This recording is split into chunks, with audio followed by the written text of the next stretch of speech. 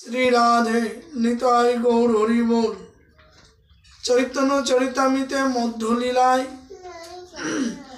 অষ্টাদশ পরিচ্ছেদে বর্ণনা আছেন মহাপ্রভু যখন বৃন্দাবন হইতে পুনর্গমন করছেন, চলে আসছেন, সেই সময় কিছু মেলোচ্ছর সাথে মহাপ্রভুর বাক্য আলাপ হয়। তার মধ্যে এখানে বর্ণনা আছে সেই মেলোচ্ছ মধ্যে এক পরম গম্ভীর আর কালো বস্ত্র পরে সেই লোকে বলে পীর।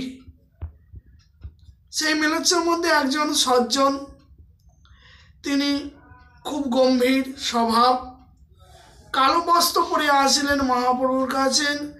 লোকে কহে পীর, লোকে বলে ইনি পীর। মহাপ্রভুকে দেখে সেই মেলোচ্ছর হৃদয় আনন্দে উল্লাসিত হলেন। তাই মহাপ্রভুর চরণ কমলে প্রণতি জানালেন। মহাপ্রভুকে তিনি চিত্ত আদ্য হইল তার প্রভুকে দেখিয়া। বিধিশেষ ব্রহ্ম নির্বিশেষ ব্রহ্ম স্থাপে সশস্ত্র উঠাইয়া। তাই মহাপ্রভুর সাথে তিনি তার মেলোচ্ছ শাস্ত্র নিয়ে আলোচনা করতে লাগলেন। নির্বিশেষ ব্রহ্ম অর্থাৎ আমাদের শাস্ত্রে বলা আছে ব্রহ্মতি প্রমাদমেতি ভগবানেতি শব্দতে।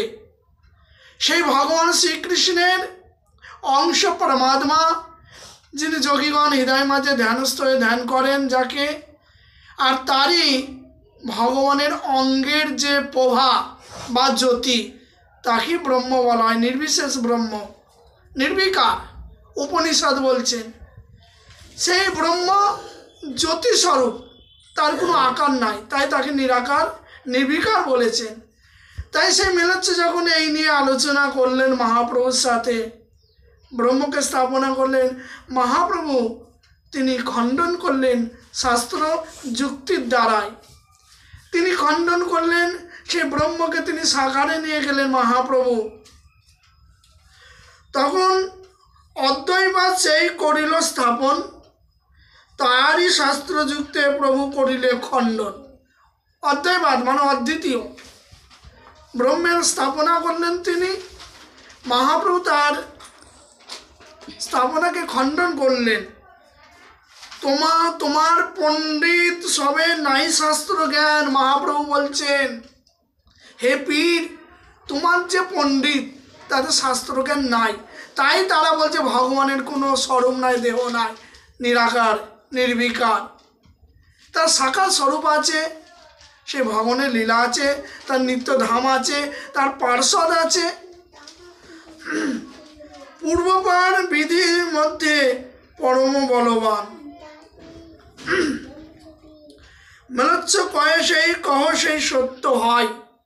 তখন সেই মেলোচ্ছ পীর বললেন, হে প্রভু, আপনি যা বলেছেন আসলে সত্য হয়। শাস্ত্র লিখি আছে কেউ লইতে না পারায়। শাস্ত্রে যে ভগবানের কথা লেখা আছে, নির্বিকার না, তিনি সবিকার ব্রহ্ম, তিনি স্বয়ং পরমাত্মা এবং তিনি স্বয়ং ভগবান পুরুষোত্তম শ্রীকৃষ্ণ, তার কথা লেখা আছে, কিন্তু শাস্ত্রের পরে কেউ বুঝতে পারে না।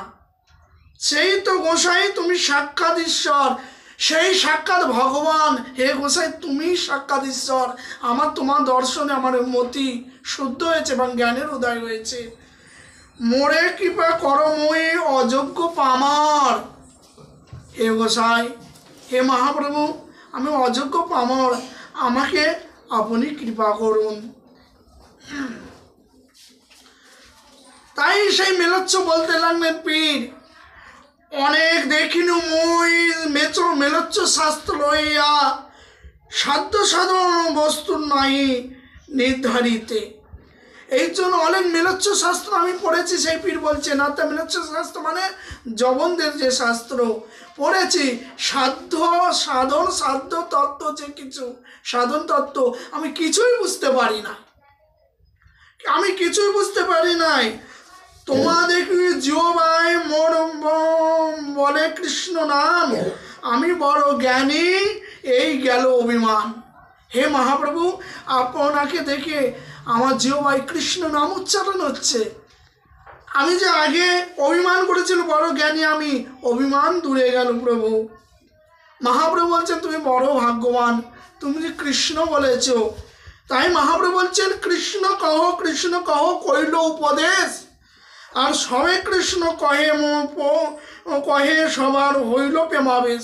সেখানে আরো জবনরা ছিল, তারা এই কথা শ্রবণ করে মহাপ্রভুর কথা, কৃষ্ণ কথা, সবাই প্রেমাবেশ হলো, সবাই প্রেমে কৃষ্ণ বলে নাচতে লাগলেন। মহাপ্রভু তখন সেই পীরের নাম দিল, তুমি পীর না, তুমি আজ থেকে তোমার নাম রামদাস, তুমি গোবিন্দের ভজনা করো, কৃষ্ণ ভজনা করো। রামদাস বলি প্রভু তার কইল নাম, আর এক পাঠান তার নাম বিজলি খান। সেখানে আর একজন পাঠান মুসলমান ছিলেন যার নাম বিজলি খান। এই বিজলি খান ছিলেন যুবরাজ, ওখানকার রাজপুত্র। তিনি আড়াল থেকে সব মহাপ্রভুর কথা, পীরের কথা সব কথোপকথন শ্রবণ করে। তখন সেই বিজলি খান মহাপ্রভুর চরণে গিয়ে পণ্ডিপাত প্রণাম করলেন। অল্প বয়স তাহার, রাজারও কুমার। সেই বিজলি খানের বয়স অল্প, তিনি রাজার কুমার। রামদাস আদি পাঠান, তা চাকরও তাহার। রামদাস যে নাম দেওয়া হলো পীরের, এরা সবাই তার চাকর ছিল, অর্থাৎ সেই রাজকর্মচারী ছিলেন। কৃষ্ণ বলি পরে সেই মহাপ্রভুর পায়। বিজলি খান মহাপ্রভু চরণে কৃষ্ণ বলে পড়লেন চরণে। প্রভু শ্রী চরণ দিল মাথা তাহার মাথায়। মহাপ্রভু তার মস্তকে নিজে চরণ অর্পণ করলেন। সেই বিজলি খান হইল মহাভাগবত। সেই বিজলি খান আর রাজকার্য করলেন না, রাজপুত্র। মহাপ্রভুর কৃপা হয়ে গেছে, তিনি রাজকার্য পরিত্যাগ করে তীর্থে ভ্রমণ করে আর মহাপ্রভুর গুণগান করে, কৃষ্ণের গুণগান করে সনাতন ধর্মের প্রচার করতে লাগলেন। সেই বিজলি খান হইলেন মহাভাগবত। মহাভাগবত মানে মহাভক্ত হয়ে গেলেন, ভক্ত ভাগবত। সর্বতীর্থে হইল তার পরম মাহাত্ম। সর্বতীর্থে ভ্রমণ করে কৃষ্ণের নাম করে, তার মাহাত্ম সর্বতীর্থ হইল তার পরম মাহাত্ম। সবাই তাকে ভালোবাসতে লাগলেন বিজলি খানকে। ওই লীলা করে প্রভু শ্রীকৃষ্ণ চৈতন্য, পশ্চিম আসিয়া কইল যবন আদি ধন্য। তাই পশ্চিম দেশ ওদিকে যত যবনকুল ছিল সবাই বৈষ্ণব হয়ে গেলেন। নিতাই গৌর সীতানাথ প্রেমানন্দে হরি হরি বল।